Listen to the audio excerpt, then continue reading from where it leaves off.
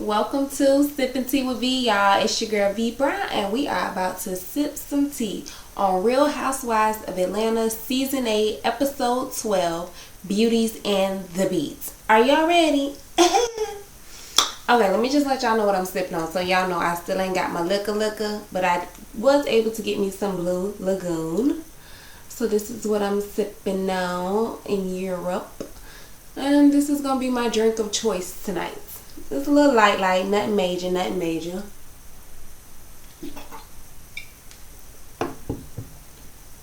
Alright, let's sip some tea. Now, this episode starts off with Kandi and Todd thinking of some ideas to decorate the baby's room from Pinterest. Kandi asks Todd if he's really ready for a brand new little bundle of joy because they've been just going day by day, not really realizing that the baby is coming soon and very soon at that. Now, Todd doesn't feel like he should be on daddy duty 50% of the time, especially when she's taking Riley to school. I'm just like, Todd, you know, usually I'm with you, I'm on your side, but on this one, honey, I cannot agree. Like, I don't think Todd is really ready. I really don't. But, who tries to negotiate the time that they have to take care of their child? Like, who does that? Kandi get on him and stay on him and make sure he's in that child's life and spending time with that child and taking care of that child equally as much as you're taking care of that child. Okay? Now, in the next scene, we have Kim Fields walking around the house like it's the late 80s, early 90s. Child, Kim, I don't know what type of fashions you be featuring in these episodes, but I be seeing you be trying, child. I see you try. Victoria Kim's stylist stops by. Honey, when your stylist shows up with her hair plopped on top of her head, I would tell her to go home and try again. Okay, come back another day, try again, because that mess there, no ma'am, you cannot be called my stylist looking like that. No, you cannot. All right. I guess the person who is so on trend, as Kim said, doesn't need to necessarily have style themselves since they're a stylist. But then again, I take that back. You do need style if you're going to be styling people, honey. You can't have them looking like Kim around this bitch, alright? Kim comes up with this idea to have a beatless brunch. Meaning she wants these women to come on camera without a drop of makeup, which she knows isn't going to happen. This isn't season 1 or 2. These women are seasoned in how they want to look on camera. Although I don't think the no makeup thing is a bad idea. Some of these women haven't seen their true self in a very long time. And maybe this would be the thing they need to go ahead and see their true selves. Some of y'all more uglier than you even know, okay? And I don't mean just physical. Now take that to the bank and cash it. Boop boop. Miss Phaedra Parks and that cute little Aiden looking more and more like his dad as he gets older. Phaedra thinks it's a great idea for him to make Apollo a birthday card. It's funny how Phaedra can do something nice and throw shade at Apollo in the same breath. It is his own fault that he is where he is now. No one else is to blame for that. But honey, y'all know Phaedra is a shady character, honey. Child, moving on to a lighter topic. Kim calls all the women, and I'm guessing leaves a voicemail because they all kind of picked their phones up at the same time. She lets them know that she is putting together a Beatless brunch. The shade dripping from her words was ever entertaining. Kandi said, child, as if you want me to worry about going without makeup when I got a whole baby in me to be worried about. I got other more important things to be worrying about, okay? Kandi is sitting down and in walks Carmen. Now, for some reason, I can't quite put my hand on it, my finger on it, my thought on it, my mind on it. I don't know why. But for every time Carmen comes on screen now, like, my skin just getting itching. I automatically get this stank look on my face, like I automatically get that look on my face. I don't like her and I really don't care to hear what she has to say. I don't know why, y'all, but it's just like this last couple seasons, Kandi's ski trip, I just have not been featuring her at all. Now, Kandi is telling her how she is excited about the teacher she is having come over to give her and Todd a brush up class. on parenting. She says, I don't even remember how to give the baby a bath and stuff like that. Carmen says, yeah, but you don't even have to worry about that because you're going to have a nanny. Kandi replied, I don't want the nanny doing everything for my baby. And you know what? You ain't wrong for that, Kandi. All that work you put in to have that baby, you better not have somebody else sitting up there raising your baby, taking care of your baby, doing everything for your baby. Child, you put in work for that baby. You and Todd, so y'all need to get together and take care of that baby. Y'all wanted the baby real bad. Now the baby coming faster than you think. Okay. Todd doesn't want the baby to have a manny, which is a man nanny. I mean, why though? What do y'all say? Would you want your child to have a nanny or a manny? And like, what's the difference? What do y'all see are the pros and cons for either? Let me know.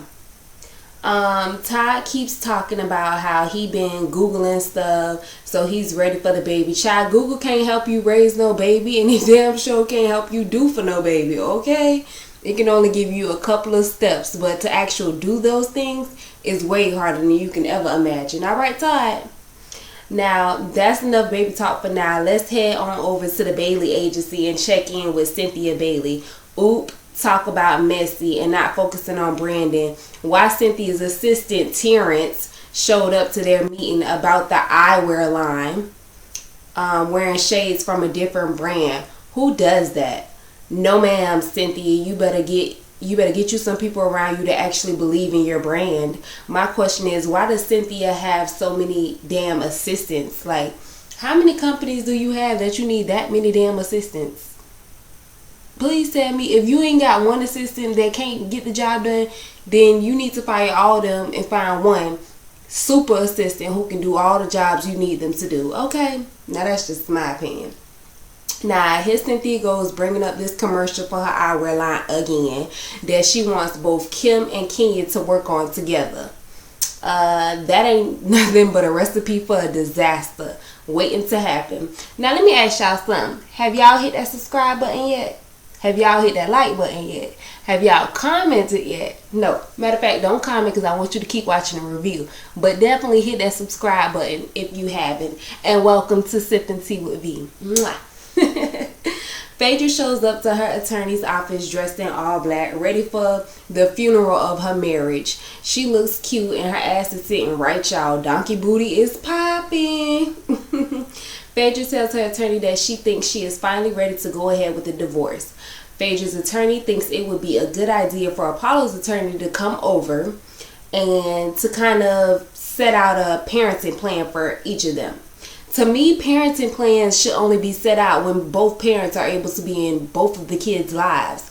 In Apollo's case, he don't need no parenting plan. He's in prison. The only plan that needs to be set up in this case is a visiting plan. They need to have a plan where the kids can for sure go see Apollo every so often and make sure he keeps in contact with them. Like, ain't no parenting plan. What do you mean? You gonna try to parent somebody from prison? I don't know how that works. I really don't. But moving along, as stated, Apollo is in no position to be trying to make any demands. The ball is in Phaedra's court, and that's how the game will be played. Okay? And y'all know when Phaedra has the ball, honey, she gonna play it how she wanna play it, and that's that. Now, there she goes, the walkthrough queen, Portia, still talking like she doesn't know no better. When Portia go to talking that dumb shit, I can't stand it because she's so beautiful, but she just, her mouth, when she open her mouth, I just like, shut up, okay? Just shut up. She's talking about the cloud and she doesn't know who can reach up in the cloud and snatch her stuff down. Her nude photos are for herself. Honey, first of all, you shouldn't be having no nude photos on your phone. Have you not learned, especially if you got an iPhone? Hello, that's what they hacking. I talk a lot of crap about Kim Fields, but I like her. Not for this show, but definitely as a person. She has beautiful skin, so I can see why she prefers to let it breathe. Okay? Ain't nothing wrong with that, girl. Go on ahead, boo. Kandi is driving in the big boy truck in this scene. She heads over to Kenya's house to pick her up for the Beatless brunch. Kandi has her eyebrows done and a touch of lip gloss, whereas Kenya walks outside with a full beat on, honey. Eyebrows, foundation, pressed powder, lipstick, lashes, eyeliner, everything, honey. Face beat to the gods, okay? Not in a cute way, though.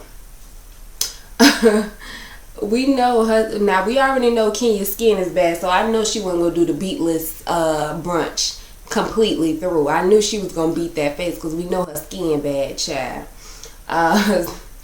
So she shows up with all this makeup on and think that ain't nobody gonna say nothing. But trust me, it's gonna come to the light. They're gonna speak on it. And I'm just gonna sip my tea about this bad skin. This is why Kim Phillips asked them to do this, so they can see, honey, you need to love yourself. Love yourself and fix yourself. And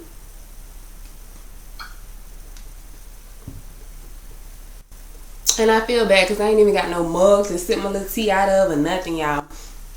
Don't worry, I'll be back in the States soon. I'll be leaving Europe very soon, okay? Alright, now. Kenya went on talking about she's a grown-ass woman and does what she wants.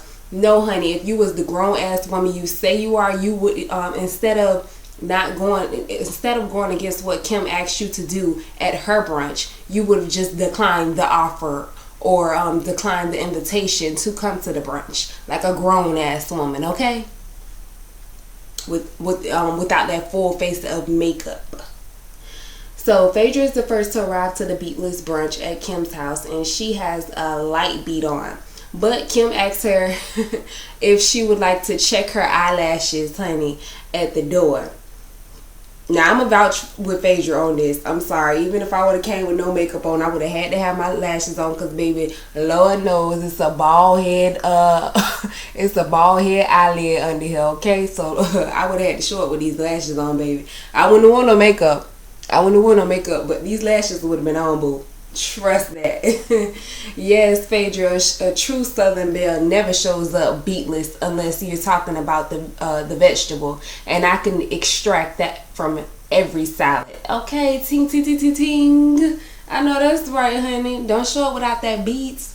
Kenya is a damn lie. She knows she needs every second of TV time she can get talking about. If she hadn't have already committed to Kandi coming over to pick her up, she wouldn't be going. Girl, bye. It ain't nothing to send a quick text or a quick call and say, hey girl, don't worry about it. Don't worry about that ride. I decided not to go. Now what's the problem with that? What stopped you from doing that? Nothing, honey. You needed that TV time. That's why you went. Or that check. So don't play. Phaedra showed up straight from work. Portia showed up straight from work with a full face of beats on, to be expected because we all know Portia love her full face beats. I'm just glad she working, child. That's all I can say. I'm happy for Portia. I'm definitely happy for her. Now, Miss Cynthia, out of everyone, I thought you would be the one to show up with no makeup on. Now, you surprised me to show up with at least, you had a smoky eye, you had a little pressed powder on. I seen you, girl. Because we've seen you so many times without makeup, so for you to show up with makeup, that kind of like blowed me and threw me off. I was like, no, I'm not here for it.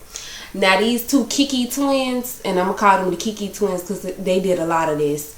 In the truck on their way over to the brunch, Kandi tells Kenya, well, just point out something Kim could stand to lose. Like, if she tells you to take off your makeup, tell her you'll take off your makeup when she takes off her wig. Well, Kenya, I guess it's that time because it doesn't look like Kim has those two poodles on top of her head fighting anymore. Girl, she had the nerve to go after Kim. Now, I must say, even though that's Kim's look now, honey, it do look like two poodles on top of her head fighting. But why you got to say it? I feel like one person can't talk about another person when that person got something they need to fix. Girl, bye.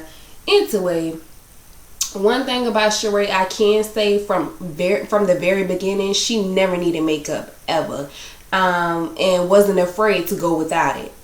Her skin is definitely flawless, and she looks young and fresh and refreshed, and I just love it. I think Kenya needs to take a note out of her book. Okay.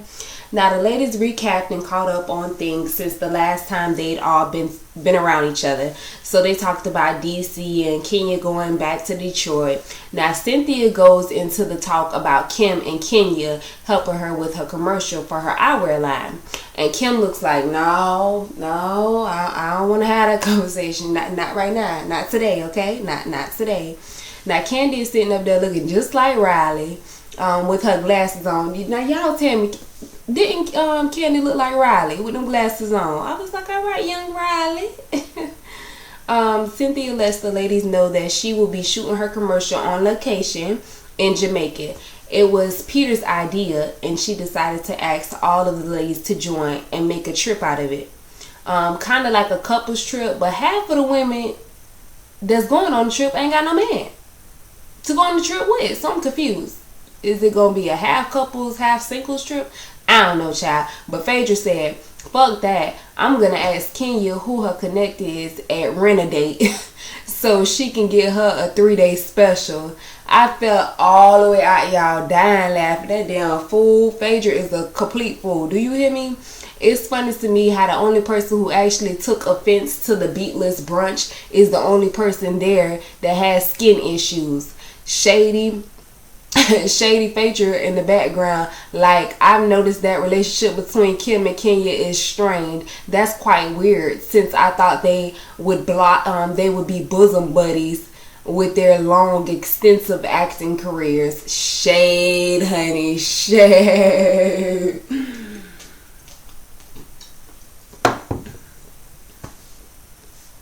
Shady boots. Now, I knew Kenya would try to run the show. At the end of the brunch, Cynthia calls Kim outside and lets her know that she'll be sending out an email to both Kenya and her for a meeting in a couple of days. Kenya says, I think we both should come up with something creative, and then we pitch it to you. From there, you can decide what our roles will be. Now, Kim is like, girl, swerve. Okay, child, I ain't got time to sit here and have this conversation. All right, that's what you want. All right, but you're out of your league. Okay. She shut the door and said, when you direct 200 to 300, yes, 200 to 300 hours of television, then we could talk. Until then, boo, bye. The dreaded meeting is here. Kim and Cynthia meet up to talk about this damn commercial. The only person missing from the meeting is, guess who? Miss Kenya Moore. Now, she can't show up. But guess what? That's the exact way that she conducts her business.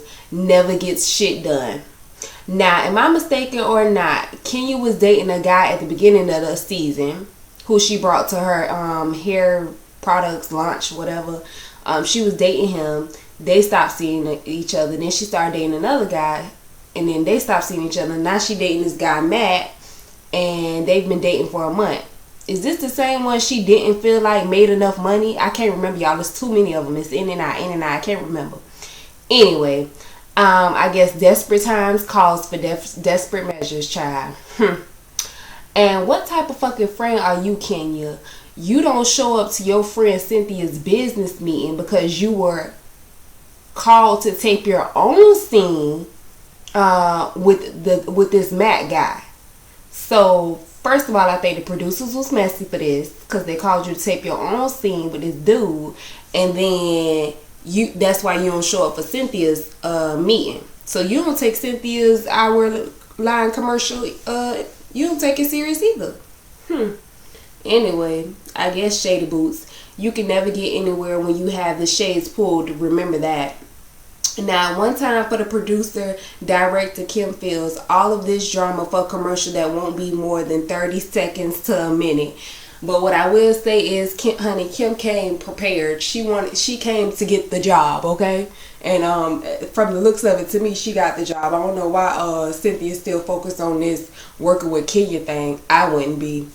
Anyway, what I will say is I'm all the way here for the next episode of Real Housewives of Atlanta. Yes, Nene is back to stir some shit up, which means Sheree knows she has to get on her job just a little bit more. She can't risk getting kicked off the island or the show, okay? Because we all know Mama needs that check. Boo. All right. Before we go, let me share a bit of tea that I got from one of my subbies. Hey girl, if you're watching, there's supposed to be a Real Housewives of Texas coming out, y'all. Yes, listen to me now. Real Housewives of Texas. Okay. So that's supposed to be in the making, coming to a TV in front of us sooner than later, hopefully. I'm ready for it, y'all. I said I wanted a new franchise, and since Potomac ain't giving me all that I want, I'm definitely gonna be checking for these Real Housewives of Texas. Okay.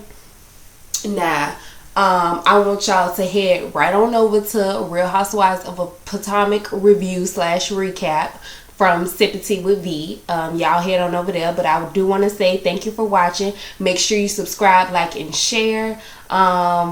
Yeah, like I said, head on over to that review. You know, let's keep it pushing. Always remember, I didn't even sip that much tea, but I'm going to finish this off with these Potomac Housewives, okay? Always remember, sip tea and keep it sweet. Mwah.